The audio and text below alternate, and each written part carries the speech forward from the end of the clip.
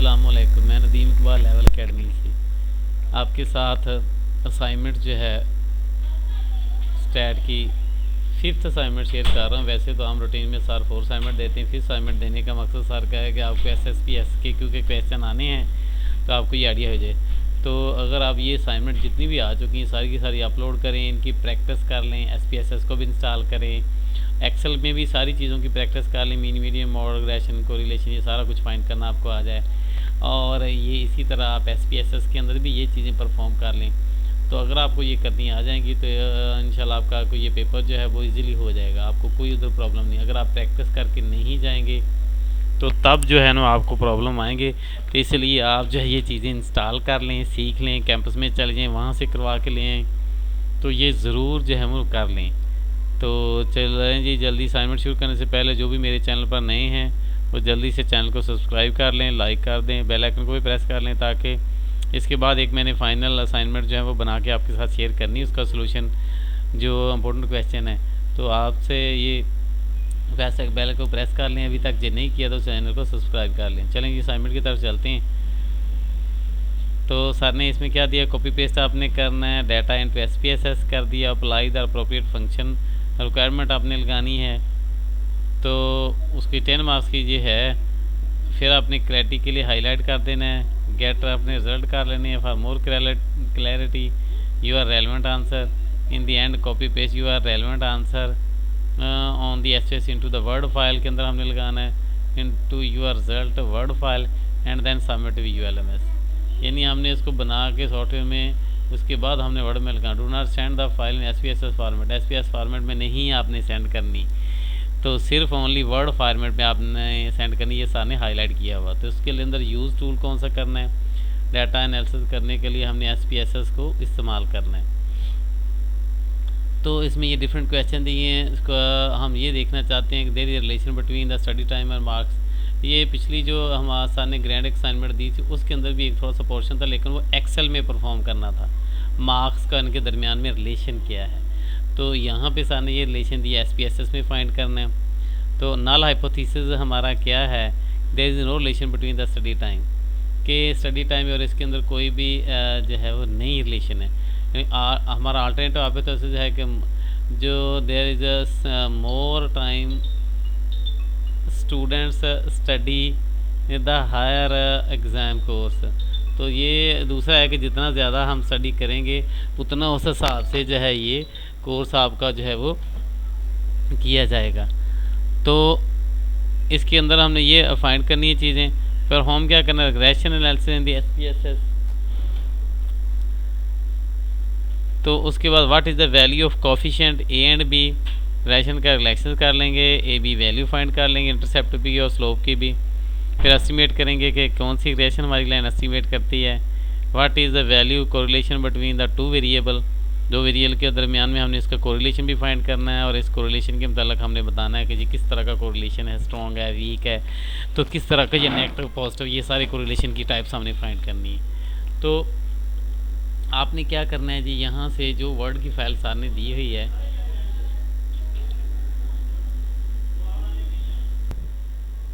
यहाँ से आप डाटा को कॉपी कर लेंगे सारे के सारे को, और एक्सेल एक फ़ाइल ओपन कर लें।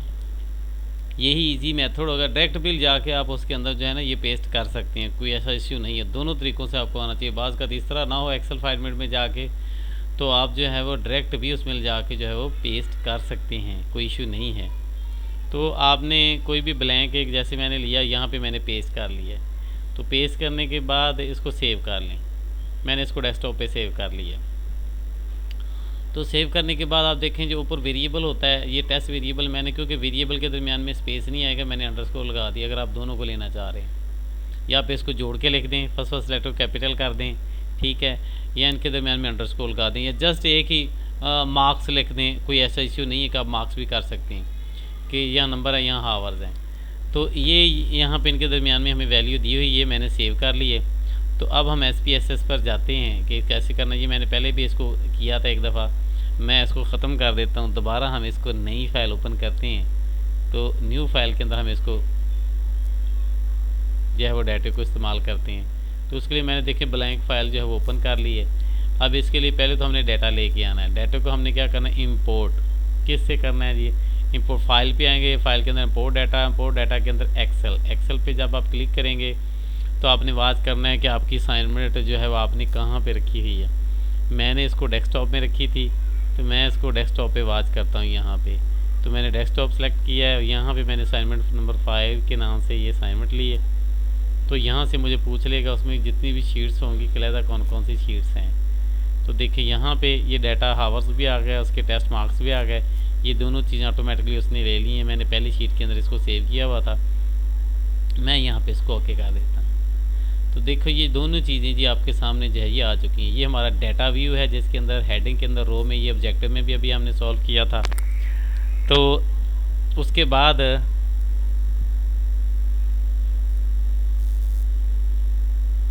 हाँ जी, तो उसके बाद हमने क्या करना है कि ये जब हमारे पास आ चुका है इसको सेंटर करने के करना है तो सेटिंग करना है। वेरिएबल व्यू में जाके देखें, यहाँ पे हावर्स है, यहाँ मार्क्स है, उसकी लेंथ वगैरह भी ऑटोमेटिकली उसने सेट कर दी। यहाँ लेबल आपने कंप्लीट देना दे सकते हैं, कितने कॉलम आप यूज़ कर लें इसके लिए, ये सारी यहाँ पे जो है वो डिटेल हमें बता रहा है। यहाँ पे लेफ़्ट असाइन करना है, राइट असाइन करना है, तो यहाँ पे उसकी अलाइनमेंट भी दी हुई है।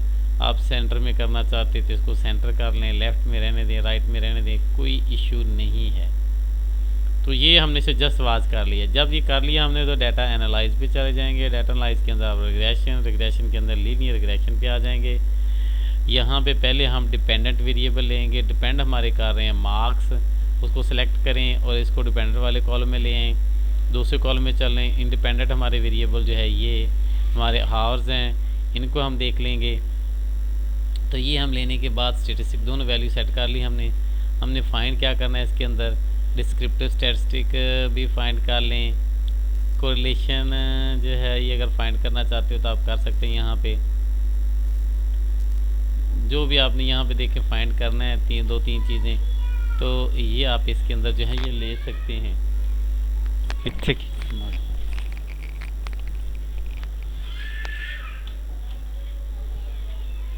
तो लेने के बाद आपने क्या करना है इसको जी, आप अगर कोई ग्राफ वगैरह भी प्लॉट करना चाहते हैं तो वो भी आप ले सकते हैं। यहाँ पे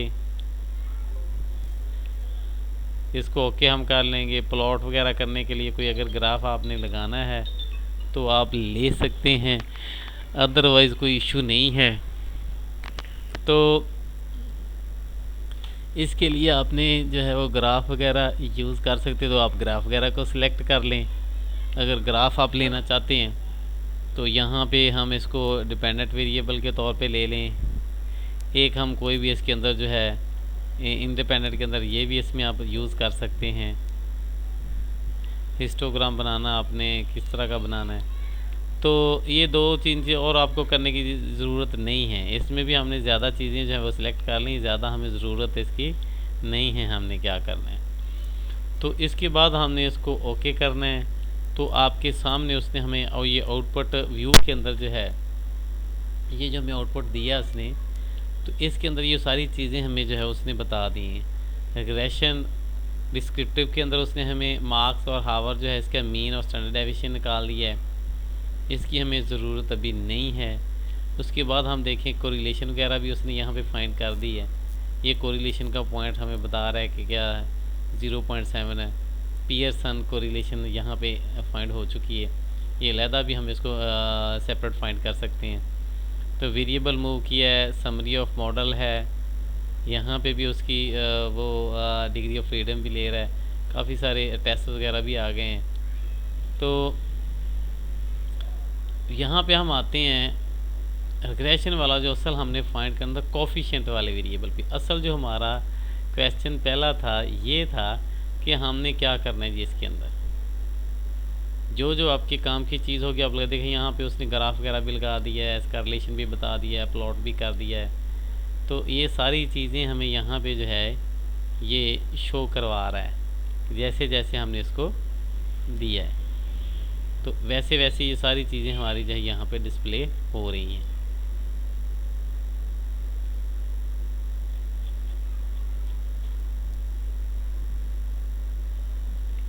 तो यहाँ पे हम इसको अपनी जो हमें वैल्यू चाहिए उसको हम ले लेते हैं। तो पहले तो हमने जस्ट पहला आंसर हमने क्या बताना, तो अपनी फ़ाइल के अंदर अगर हम सोल्यूशन लगाते जाएं तो perform the regression analysis in SPSS। SPSS के अंदर हमने रिलेशन जो है ना इसको हमने एनालाइज कर लिया है। तो अब एनालाइज करने के बाद आप इसको क्या करें, कॉपी कर लें। SPSS का जो आउटपुट है यहाँ पे इसको कॉपी कर सकते हैं। जहाँ से हमने ये नई फाइल, क्योंकि दो पहली एक मैंने ऊपर फाइल बनाई थी, एक नीचे फाइल बनाई थी, तो यहाँ पे आप इसको जो है सारी की सारी फाइल को जो है ये आप यहाँ से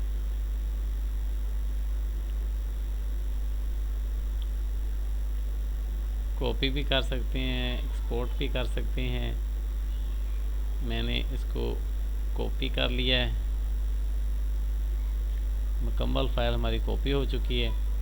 तो इसके अंदर यहाँ पे हम जाके जो है ना पेस्ट कर देते हैं। ये देखें सारे ग्राफ वगैरह ये सारी चीज़ें, यानी ये डाटा का एनालिसिस हमने जो है ये कर लिया। ठीक है, उसके बाद हमारा जो सेकंड पॉइंट था, सेटिंग वगैरह जो आप कॉपी कर लेंगे, उसको सेटिंग वगैरह जो है वो करते जाएं अपने हिसाब से। ये ऐसे उसने हमें पॉइंट्स बना दिए हैं, ये हेडिंग थी उसकी, लेबल वगैरह बना हुआ था। तो ये पहला क्वेश्चन हमारा परफॉर्म हो चुका है, ये सारा कुछ हमने लगा लिया है। सेकंड वाला जो क्वेश्चन था इसके अंदर हमने क्या करना था, इसको एंटर करें, ए और बी की वैल्यू हमने फाइंड करनी। ए क्या है और बी क्या है। तो ए हमारा कोफिशिएंट है, कांस्टेंट है, ये इंटरसेप्ट कहलाता है, और बी जो है हमारी वो स्लोप है। तो ए की वैल्यू हम यहाँ पे मेंशन करेंगे कि टेबल्स को हम देख लेते हैं, ऊपर से यहाँ से हम देख लें, यहाँ से हम अपने रिज़ल्ट को हाईलाइट भी कर देंगे, यानी थोड़ा सा कलर वगैरह आप कर दें इसको। यहाँ पे मैंने इसको कलर कर दिया है कि ये हमारे दो रिज़ल्ट हैं कोफिशिएंट वाले, जो उसको सर ने कहा कि हाईलाइट आप इसको कर सकते हैं। रिग्रेशन के मतलब का कुछ रेजिड्यूल्स वैल्यू दी हुई हैं, इनको भी आप थोड़ा सा हाईलाइट कर दें, क्योंकि ये सारी हम रिग्रेशन एनालिसिस हम कर रहे हैं। तो ये सर ने कहा था आप इसको हाईलाइट कर सकते हैं, ये समरी वगैरह दी हुई है। तो ये जो जो हमें रिज़ल्ट चाहिए वो हमने हाईलाइट कर देने हैं। यहाँ पे कोरिलेशन का रिज़ल्ट है, उसको भी हम हाईलाइट कर सकते हैं। यहाँ पे इसको भी आप हाईलाइट कर दें, कोरिलेशन का रिज़ल्ट भी हमने देखना है। तो हम यहाँ पे देखते हैं कि यार ए की वैल्यू हमारी क्या है, ये कांस्टेंट हमें दिया हुआ है। तो यहाँ पे हम देखना है कि ये हमारे पास जो है वो ए की वैल्यू है। ये मैंने इसको एक्सेल पे भी परफॉर्म करके देख लिया ताकि दोनों की वैल्यू को हम वेरीफाई कर सकें। तो ये देखिए 12 पॉइंट जो है ये हमारी जो वैल्यू है ये ए की वैल्यू है। आप इसको कॉपी करके वहाँ से जहाँ पे हमें ये दी हुई है 12 पॉइंट वाई जो है ये यहाँ पे आप लगा सकते हैं। यहाँ पे लिखें ए इक्वल स्मॉल, हम ए लिखेंगे, इक्वल आ जाएगी इसकी वैल्यू ये, और उसके बाद बी की वैल्यू हमने देनी है, बी की वैल्यू आ जाएगी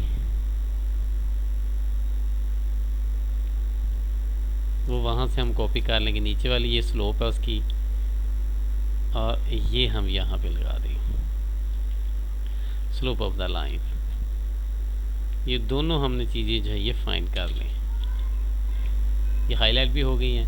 दूसरा क्वेश्चन हमारा कंप्लीट, एक कोफिशिएंट ए और कोफिशिएंट बी की वैल्यू हमने फाइंड करके दे दी है, ये इंटरसेप्ट कहलाता है,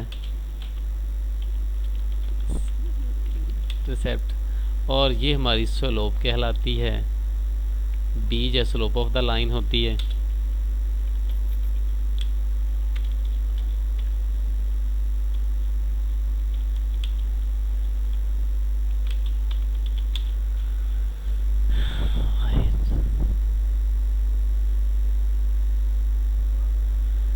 ठीक है, तो इसके बाद तीसरा हमारा था एस्टिमेटेड लाइन हमने फाइंड करनी है। तो वो हमारी लाइन जो होती है जो y is equal to a plus b x, ये हमारी रिग्रेशन की जो लाइन होती है। अब हम देखेंगे यहाँ पे कि इसके अंदर ए की वैल्यू भी पुट कर दें, बी की वैल्यू पुट कर दें, ये 12.373 थी, ठीक है, प्लस आप कर दें, हम इसको वैल्यू को ले रहे हैं तो उसके बाद बी की वैल्यू थी 2.425 और उसके साथ हमने क्या करना है जी, एक्स वेरिएबल लगा देना है। ये हमारी उसके अंदर जब हमने वैल्यू एस्टिमेटेड कर ली रिग्रेशन के अंदर, तो ये वाई की वैल्यू आ चुकी है जी इसके अंदर। ठीक है, अगर आप हम कोई सी भी वैल्यू इसके अंदर पुट करें जिससे हम उसकी वैल्यू फाइंड करना चाहते हैं, कि अगर मैं एक्स की वैल्यू जो है हावर्स की कोई भी वैल्यू टेबल से, ये हमारे पास टेबल है पड़ा हुआ, तो यहाँ से कोई वैल्यू एक पुट कर सकते हैं आप। मसलन मैं अगर 23 पुट करता हूँ तो देखना है कि आपकी वैल्यू क्या आती है।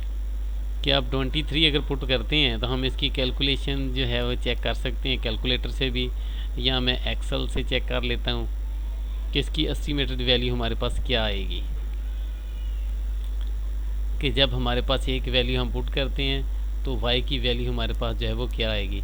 तो ये 12.373 प्लस 2.25 और x की वैल्यू मैंने 23 इसके अंदर पुट की है। तो जब हम इसके अंदर पुट करेंगे तब इसको हम मल्टीप्लाई कर लेते हैं, वो चाहे यहाँ पे हम विंडो के कैलकुलेटर से ही फाइंड कर लेते हैं, एक्सेल में भी कर सकते हैं, तो कहीं से भी आप इसको कैलकुलेट कर सकते हैं, कोई ऐसा इशू नहीं है। तो यहाँ पे मैं इसको मल्टीप्लाई ऐड करता हूँ 12.373 प्लस हमने करना है और आगे क्या करना है, ब्रैकेट को उसके अंदर प्लस लगा दिया है 2.25 मल्टीप्लाई साथ कर देंगे इसके, हमारे पास है 23। ठीक है जी, तो फाइनल हम इसका रिज़ल्ट चेक करते हैं क्या आता है। तो सबसे पहले ना हम इसको मल्टीप्लाई जो है वो कर लेते हैं।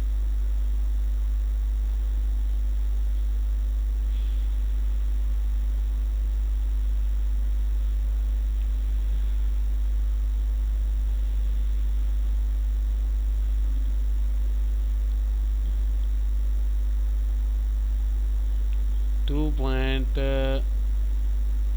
25 मल्टीप्लाई हम कर रहे हैं 23, रिजल्ट क्या आ गया 51 प्लस 12.373, ये हम करके इक्वल देखते हैं जी 64.123 आ रहा है। ये हम उसके अंदर जो है ऐड कर देते हैं, क्या आ रहा है हमारा जो है 64.123 64.123। तो अगर हम इसको गैस करें तो यही हमारी एस्टिमेटेड वैल्यू जो है वो आ रही है एग्जैक्ट उसके इक्वल। क्योंकि अगर हम देख रहे हैं, देखिए 23 पुट करते हैं तो 69 आ रहा है, 75 आ रहा है, इस तरह। तो ये तकरीबन उसके अलावा गैस करता है कि इसको अगर करें तो ये हमारी एस्टिमेटेड लाइन है जब उसको गैस करती है। तो ये हम अगर 5-6 पॉइंट के डेसिमल पॉइंट के बाद देख लेते तो फिर इसको ज़्यादा वेरीफाई करती। तो ये 3 हमारे क्वेश्चन तो ये हो चुके हैं। चौथे क्वेश्चन के अंदर हमने क्या कोरिलेशन बताना था इसके अंदर, कि कोरिलेशन क्या है, आर हमारे पास जो है वो क्या है। उसके लिए हम अलहदा भी एनालिसिस फाइंड कर सकते हैं। तो ऑलरेडी हमारे पास जो है ये पॉइंट के अंदर हमने देखा था कि ये कोरिलेशन जो है वो आ चुका था, मैंने उसको हाईलाइट किया 0.792 हम यहाँ पे देख लिया है। तो 0.792 ये हमारे पास रिलेशन की वैल्यू आ चुकी है कोरिलेशन की। हम इसको कहेंगे ये correlation between hours and marks है। तो ये हमारे पास जो आ चुका है, इसको हम स्मॉल लेटर आर से ज़ाहिर करते हैं। 1 और कैपिटल 1 और -1 के दरमियान में जो है, ये 1 और -1 के दरमियान में एग्जिस्ट करता है। तो अब ये कोरिलेशन को अगर देखें तो ये 2-3 किस्म की correlation, weak correlation, strong correlation, no correlation. तो अगर हमारा पॉइंट 1 के करीब रीच करेगा, अगर हम इसको अप्रोक्सीमेटली डेसिमल पॉइंट के बाद 1 को भी ना करें तो ये 1 हो जाएगा, तो 1 के करीब है, तो हम इसको स्ट्रॉन्ग कोरिलेशन कह सकते हैं। कि अब इस कोरिलेशन ही हम ये नतीजा निकालेंगे कि जो सर ने क्वेश्चन के अंदर दिया हुआ था, सेकंड जो अल्टरनेटिव हमारा है, इसी अगर हम देखें तो हाइपोथेसिस क्या था, the more time student study the higher exam score. तो ये स्ट्रॉन्ग रिलेशन से ये हमारी बात जो है ये वेरीफाई हो रही है कि जितनी ज़्यादा स्टूडेंट स्टडी करेगा उतनी उसके मार्क्स के ऊपर जो है इसका फ़र्क जो है वो पड़ेगा। तो ये आप यहाँ पे कह सकते हैं कि आंसर के अंदर आप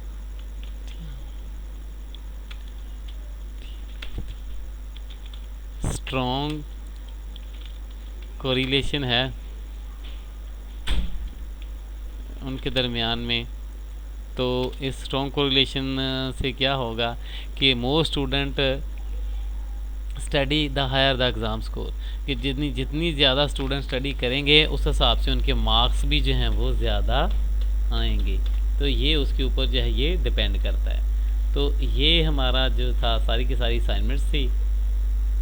तो अब आपने ये कंप्लीट हो चुकी है। आंसर को आप बोल्ड कर लें, जो जो हमारे आंसर थे उसको बोल्ड कर लें। बोल्ड करने के बाद जो है ठीक है, ये हमने सारे का सारा डाटा लगाया हुआ था, जो हमारा रिक्वायर्ड था, ज़रूरी था, उसको हमने कर लिया, हाईलाइट कर लिया है।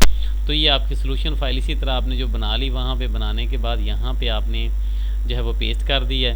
पेस्ट करने के बाद अगर कोई आपको प्रॉब्लम हो तो आपको जो है असाइनमेंट जो है वो पेड की शक्ल में भी बना के दीजिए। कोशिश करें कि ये सारी असाइनमेंट आप खुद परफॉर्म करें, बनाएं। अगर किसी स्टूडेंट को प्रॉब्लम हो, क्विज़ वगैरह करना हो या कोई इस तरह का इशू हो तो ये पेड सर्विस को भी यूज़ कर सकता है। तो थैंक्स फॉर वाचिंग। ओके, अल्लाह हाफिज़।